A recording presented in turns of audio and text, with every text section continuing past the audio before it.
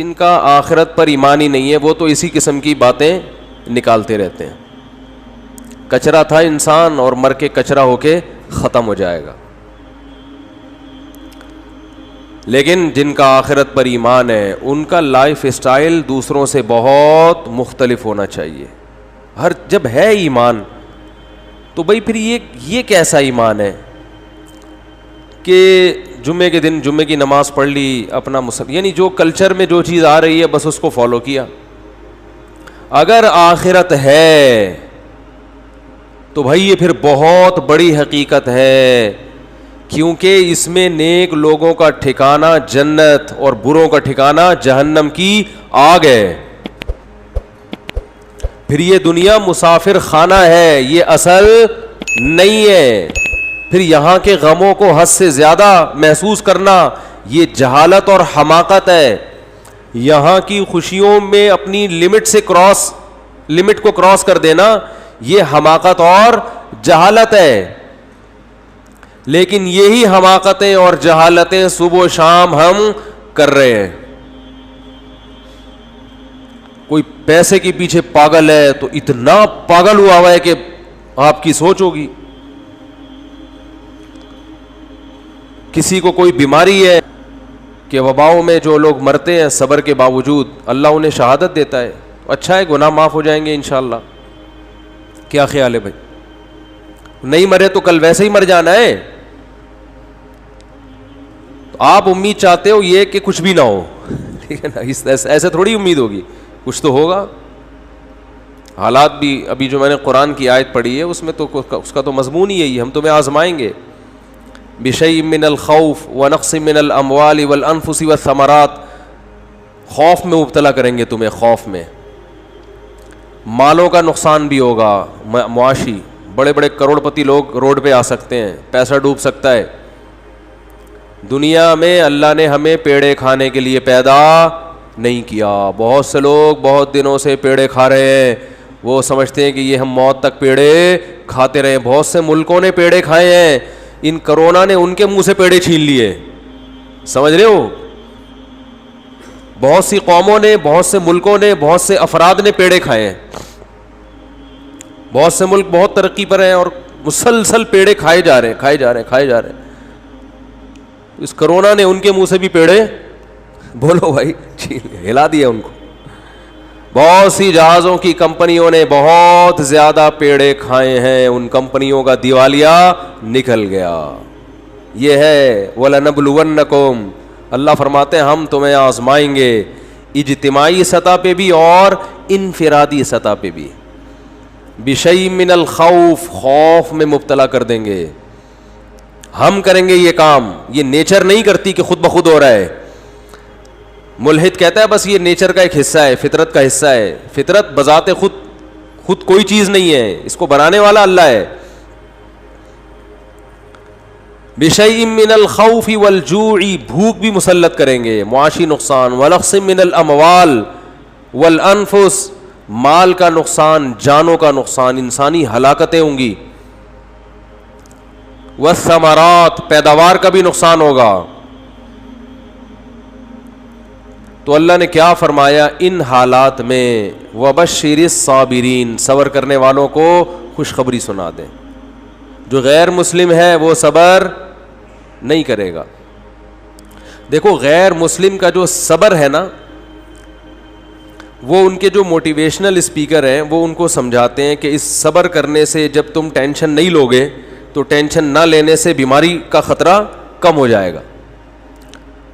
اس لیے وہ چہرے کے ایکسپریشن سے, جو ان میں پڑھے لکھے لوگ ہیں, چہرے کے تاثرات سے, اور کوشش کرتے ہیں کہ ہم میڈیا کے سامنے جب آئیں اور بات کریں تو ہم یہ شو کریں کہ ہمیں کچھ بھی نہیں ہے. اندر اندر سے گھل رہے ہوتے ہیں وہ.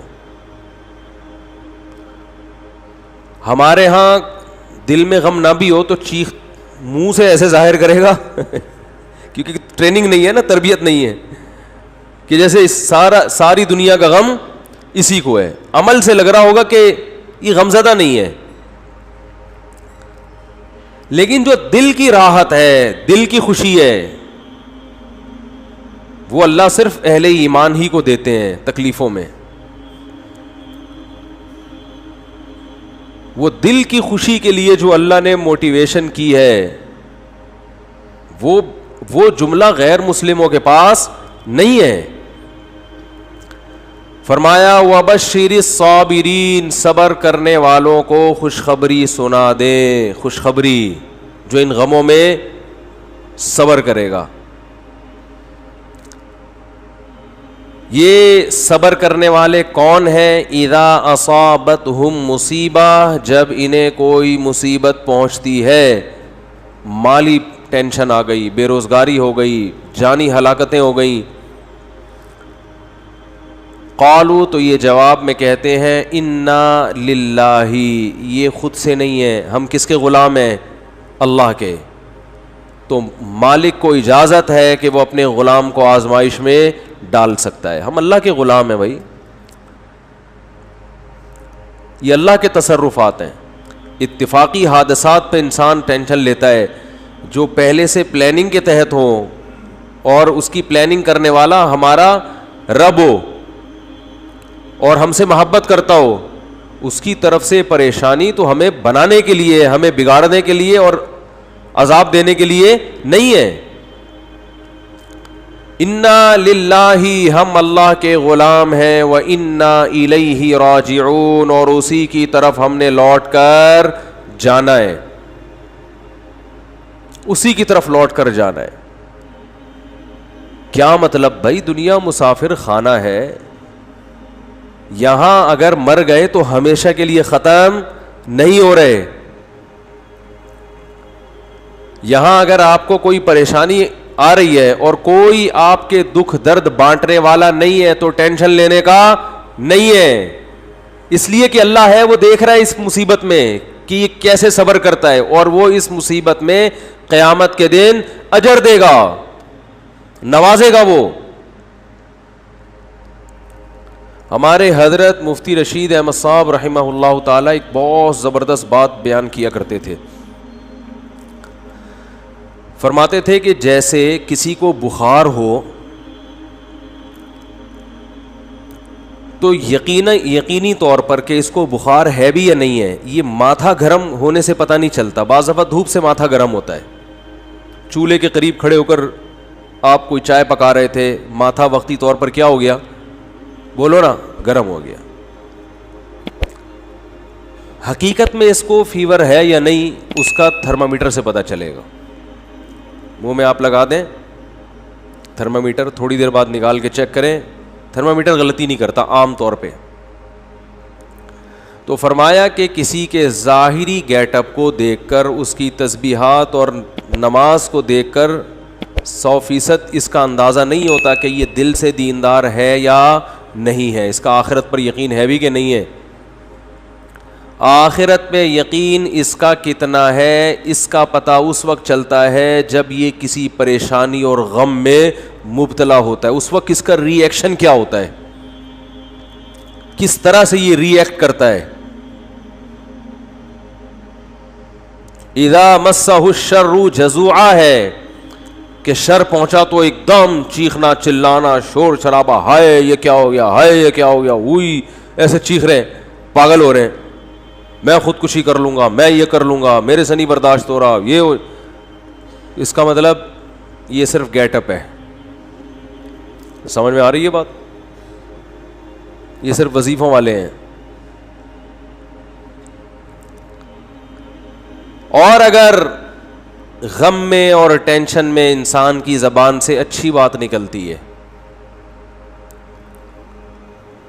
غموں میں, اور میں نے بتایا تھا نا افغانستان میں جو امریکن آرمی آئی ہوئی ہے نا, وہاں سے جو افغانی آتے ہیں بتاتے ہیں کہ جب ان میں کوئی زخمی ہوتا ہے تو بہت چیختے ہیں, یہ بہت چیختے ہیں جیسے پتہ نہیں کیا ہو گیا. فوجی رو بھی رہے ہوتے ہیں, رپورٹ ہے یہ. کسی فوجی کا رونا کتنا برا عمل ہے کہ نہیں ہے؟ میدان جنگ میں فوجی رو رہا ہو, ہم نے تو مسلمانوں میں کبھی ایسا سنا نہیں, اپنے فوجیوں میں بھی کبھی ایسا نہیں سنا کہ فوجی ہو کے رو رہا ہے. ایک شاعر کا شعر یاد آ رہا ہے, اللہ کرے پورا یاد آ جائے.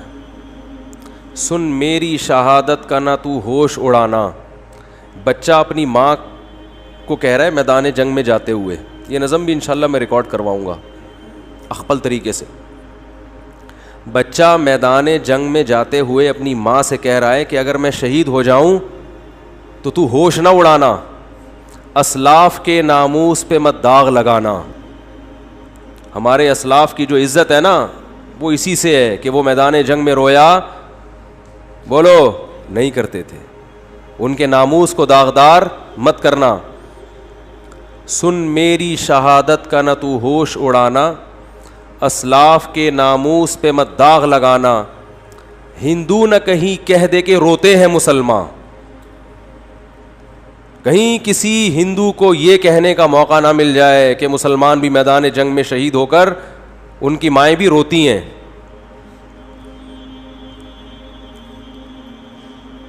پھر کہتا ہے کٹ جاؤں مقتل میں تو اف تک نہیں کہنا. تو ماں کا اپنے بیٹے کی شہادت پہ رونا یہ برا نہیں ہے, یہ تو محبت کی علامت ہے. رونا تو سنت ہے, واویلا کرنا, چیخنا, چلانا. اور وہ تو ماں ہے نا, چلو وہ تو روئے, چیخے چلائے نہیں. اپنی نواسی کی موت پر ہمارے نبی صلی اللہ علیہ وسلم کی بھی آنکھوں سے آنسو جاری ہوئے. آپ نے فرمایا کہ دل غمزدہ ہے, آنکھیں بہہ رہی ہیں, زبان وہی کہے گی جس پہ ہمارا رب راضی ہوگا. زبان سے وہی کہیں گے جس پہ اللہ کیا ہوگا راضی. آنکھوں پہ کنٹرول نہیں ہے تو رونے پر پابندی نہیں ہے. میدان جنگ میں تو رونا بری بات ہے.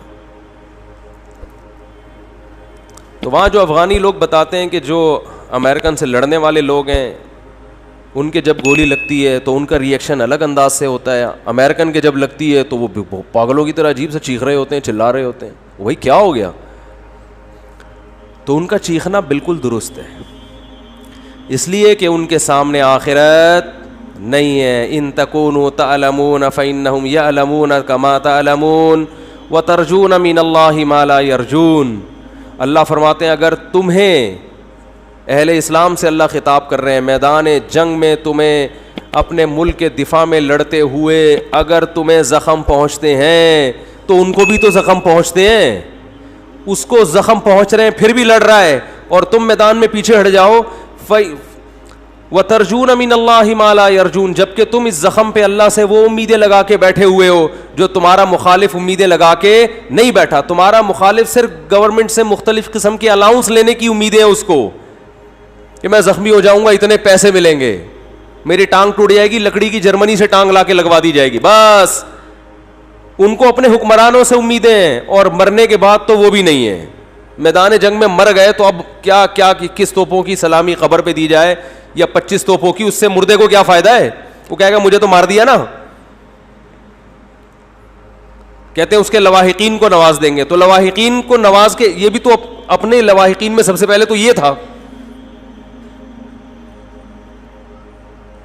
لواحقین کے لیے اپنے آپ کو ہی مروا دیا. کہے گا یار اتنا پروٹوکول تو میں زندگی میں لواحقین کو نہیں دیتا تھا. تو یہ مزیداری نہیں ہے. مزیداری ہے ان تکونوا تعلمون فانہم یعلمون کما تعلمون وترجون من اللہ ما لا یرجون. خدا کی قسم قرآن کی اس ایک آیت نے ایسا مسلمانوں کو موٹیویٹ کیا ہے اپنے قوم کے لیے, اپنے ملک کے لیے, اپنے مذہب کے لیے لڑنے کا, ایسی آگ بھری ہے. اللہ فرماتے ہیں اگر تم زخمی ہوتے ہو تو انہیں بھی تو زخم پہنچتے ہیں. وہ تھوڑی جیسے آتے ہیں ویسے کے ویسے, کچھ تو تم نے ان کو بھی مارا ہوتا ہے. اس کے باوجود وہ میدان میں اتر رہے ہیں. حالانکہ ترجون من اللہ ما لا یرجون, تمہیں اللہ سے وہ امیدیں ہیں جو ان کو نہیں ہے. اور تمہیں اللہ سے کیا امیدیں ہیں؟ آپ صلی اللہ علیہ وسلم نے فرمایا جس کے میدان جہاد میں زخم لگا قیامت کے دن وہ زخم بہتا ہوا ہوگا اور اس کے خون کی رنگت خون جیسی اور اس کی خوشبو مشک جیسی ہوگی. اسی طرح آئے گا قیامت کے دن. شہید کے خون کا قطرہ زمین پہ گرنے سے پہلے اللہ اس کے گناہوں کو معاف کر دیتے ہیں.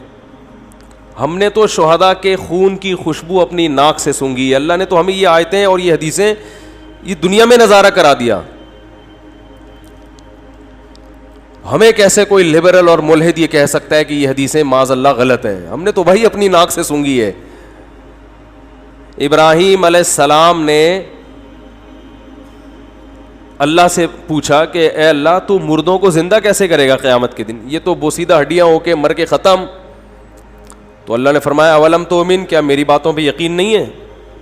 قال بلا, اللہ کیوں نہیں ہے, تو نے کہہ دیا بس یقین ہے, لیکن ذرا دکھا دے تو اور اطمینان ہو جائے گا. اللہ نے فرمایا خذ اربعۃ من الطیر, 4 پرندے لو, فصرہن الیک, ان کو آوازوں سے مانوس کریں, کسی آواز سے مانوس کر دیا جاتا ہے دوڑتا ہوا آتا ہے. ثم اجعل علی کل جبل منہن جزءا, ان کو ذبح کر کے قیمہ بنا کے ٹکڑے کر کے مکس کر کے چاروں طرف جو پہاڑ ہے نا ان کی پہاڑیوں کے کونوں پہ رکھ, چوٹیوں پہ رکھ دیں. ثم ادعہن, پھر جس پرندے کو جس آواز سے مانوس کیا ہے وہ آواز نکالیں. یاتینک سعیا, وہ پرندے دوڑتے ہوئے ابراہیم علیہ السلام کی طرف آئے, دوڑتے ہوئے, سارے بوٹیاں اڑ اڑ کے زندہ ہوئے, پورے پر اور پورا پرندہ بنا اور ابراہیم علیہ السلام کی طرف دوڑ رہا ہے. تو جس پیغمبر نے یہ منظر اپنی آنکھوں سے دیکھا ہو, انہیں کبھی کوئی وسوسہ ہوگا اللہ کی باتوں میں کہ میں قیامت کے دن مردوں کو زندہ کروں گا؟ تو بھائی ہم نے تو شہداء کے خون کی خوشبو اپنی ناک سے سونگھی ہے, اور میں نے نہیں, بہتوں نے سونگھی ہے, بہت سو سے آپ تصدیق کروا سکتے ہیں. اس میں ڈرامے بھی ہوتے ہیں, میں مانتا ہوں, آج کل تو جو مر رہا ہے خوشبو آ رہی ہے. تو اس میں جو کرامتیں ہوتی ہیں نا, اس میں جھوٹی خبریں بہت پھیلتی ہیں, لوگ اپنے بڑوں کو سے عقیدت میں غلو کی وجہ سے ان کو بہت اوپر چڑھا دیتے ہیں, لیکن جو مشاہدہ ہے اس کا تو انکار نہیں ہو سکتا. ہم نے تو خود مشاہدہ کیا, اور ایک کا نہیں کیا ہے, بہت سو کا کیا ہے. تو وبشر الصابرین, میں عرض کر رہا تھا کہ تھرمامیٹر کیا ہے کہ جب کوئی پریشانی آتی ہے تو کیا کرتے ہیں؟ صبر. جیلوں میں لوگوں کی زندگیاں گزر گئی, صبر کر رہے ہیں, منہ سے ان کی کبھی ناشکری کا لفظ ادا نہیں ہوتا. بھائی اللہ اسی پہ راضی ہے. آج آپ دیکھیں کسی خاتون کے چھوٹے بچے کا انتقال ہو جائے, کیسا چیختی چلاتی ہیں, ایسا روتی پیٹتی ہیں, ایسا ڈپریشن, ایسی اسٹریس. وہی ہے کہ ہر آدمی بس اس دنیا میں پیڑے کھانے میں لگا ہوا ہے کہ سارے مزے اڑانے ہیں, کوئی ٹینشن نہیں ہو. میری دادی کی اللہ مغفرت فرمائے, انہوں نے مجھے بتایا کہ ان کے 8 یا 9 بچے 7 اور 8 سال کی عمر کو پہنچ کے مرے ہیں.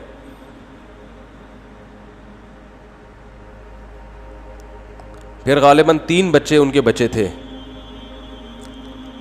جن میں ایک میرے والد صاحب, تایا اور ایک ہماری پھوپھی تھیں, اللہ تعالیٰ مغفرت فرمائے. ان تینوں کا انتقال ہو گیا, لیکن یہ بچپن میں ہی فوت ہو گئے تھے. ایک دفعہ بتایا کہ ایک بچہ میرا کھیلتا ہوا آیا, 7 یا 8 سال کی عمر تھی. کیسا محبوب ہوتا ہے 7-8 سال کا بچہ ماں باپ کو. آیا ہے, پانی پیا ہے مٹکے سے, گڑھے سے, پانی پیتے ہی زمین پہ گر گیا, انتقال ہو گیا. لیکن ان کا صبر کیسا تھا, بس روتی تھیں, ما قدر اللہ, جو اللہ کی طرف سے مقدر ہے. آج ایسے پاگل ہو جاتے ہیں, ایسے بوکھلا جاتے ہیں. طلاقوں کا ریشو بھی اسی لیے کہ ایک دوسرے کو برداشت کر ہی نہیں رہے ہیں. پہلے رشتے وجود میں آتے تھے, میاں میں خرابی ہے, عورت برداشت کرتی تھی, چلو بھائی چلاؤ, گزارا چلاؤ. عورت میں خرابی ہے, میاں برداشت کرتا تھا, یار گزارا ہے, سارے مزے دنیا میں تھوڑی ہوں گے.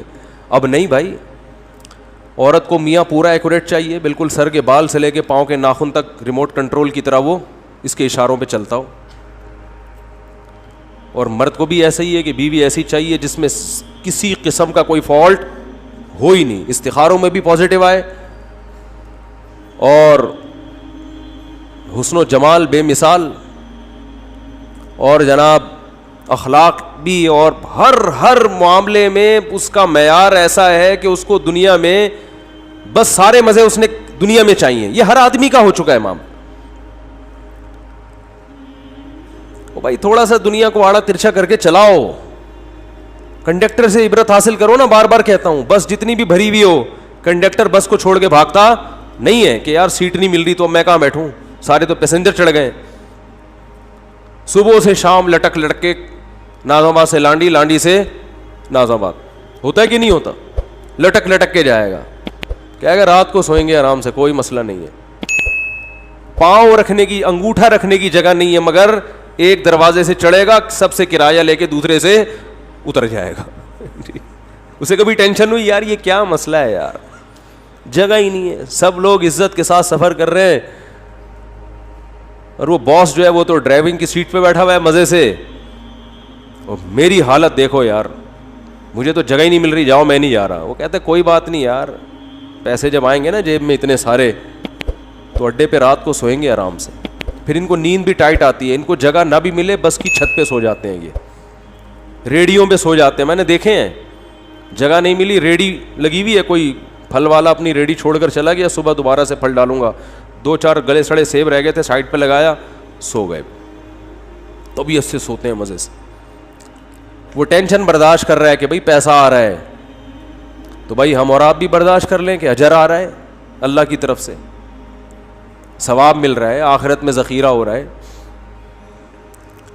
رسول اللہ صلی اللہ علیہ وسلم نے ارشاد فرمایا ان اللہ اذا احب قوما ابتلاہم، اللہ تعالیٰ جب کسی سے محبت کرتے ہیں اسے آزمائش میں ڈال دیتے ہیں. ایسا بھی ہوتا ہے. فمن صبر فلہ الرضا، پھر ان آزمائشوں میں جو صبر کرتا ہے اللہ اس سے راضی ہو جاتا ہے. کہتا ہے آزما لیا. پیغمبروں کو جو اللہ نے آزمایا تو کیسے خطابات دیے. نعم العبد، ایوب علیہ السلام کے بارے میں فرمایا کیا خوب بندہ، ساری زندگی بیماریوں میں گزر گئی، ایک لفظ زبان سے ناشکری کا نہیں نکلا. نعم العبد، یہ اللہ کی طرف سے القابات ملتے ہیں. جیسے ہم لوگ خطاب دیتے ہیں نا، کسی کو بہادری کا خطاب دے دیا، بہادر خان نام رکھ دیا، کسی کو حکیم الامہ کا نام ہم نے دیا، کسی کو قائد اعظم کا نام دیا، کسی کو مادر ملت کا نام دیا، مختلف قسم کے لقب ہم دیتے ہیں ان کی کارکردگی سے متاثر ہو کر. اللہ بھی دیتا ہے لقب. نعم العبد، کیا خوب بندہ، صحیح ہے نا، کیا خوب بندہ تھا میرا، صبر کی وجہ سے. وَإِذِ ابْتَلَىٰ إِبْرَاهِيمَ رَبُّهُ بِكَلِمَاتٍ، سورہ بقرہ. فرمایا اس وقت کو یاد کرو جب ابراہیم کو اس کے رب نے چند چیزوں میں آزمایا، وہ بھی آزمائشیں آئیں ان کے اوپر. فَأَتَمَّهُنَّ، ابراہیم ان آزمائشوں میں پورے نہیں اترے، کامیاب نہیں ہوئے، بہترین طریقے سے کامیاب ہوئے. اتمہن، بہترین طریقے سے ان آزمائشوں میں کامیاب ہوئے. کیسا آزمایا؟ اللہ ہم سب کی حفاظت کرے، ہماری اولادوں کی حفاظت کرے. اگر کسی کی ڈیتھ ہو جائے تو ہمارا ری ایکشن کیا ہوتا ہے؟ لیکن ابراہیم کو حکم دیا جا رہا ہے علیہ السلام کو، خود ذبح کرو اپنے ہاتھوں سے بچے کو. بتاؤ اللہ کی طرف سے کسی کی موت ہو جائے، یہ بڑی آزمائش ہے. یہ باپ کو خود حکم دیا جا رہا ہے خود کاٹو گلا، یہ تو بہت بڑی آزمائش ہے. میں نے کہا کوئی بات نہیں بھئی، اللہ ویسے بھی تو مار سکتا ہے، میرے ہاتھوں کٹوا رہا ہے، میں کاٹ دوں گا اس کو. ان تمام آیات اور احادیث سے پتہ چلتا ہے کہ اللہ انسانوں کو اپنا غلام دیکھنا چاہتا ہے، اور غلامی کی صورت میں ہی دیکھنا چاہتا ہے. کہ فنڈر بننے کی کوشش بولو مت کرو، فنڈر نہ بنو. جیسے جیسے میں تمہارے ساتھ کر رہا ہوں بس تم نے صبر کرنا ہے، شکر کرنا ہے. ہاں خود سے آزمائشیں اللہ سے نہ مانگو، خود سے ایسے کام نہ کرو جس سے آزمائشیں تم پر آئیں. یہ پھر اللہ کی مدد بھی نہیں ہوتی، ثواب بھی نہیں ملتا.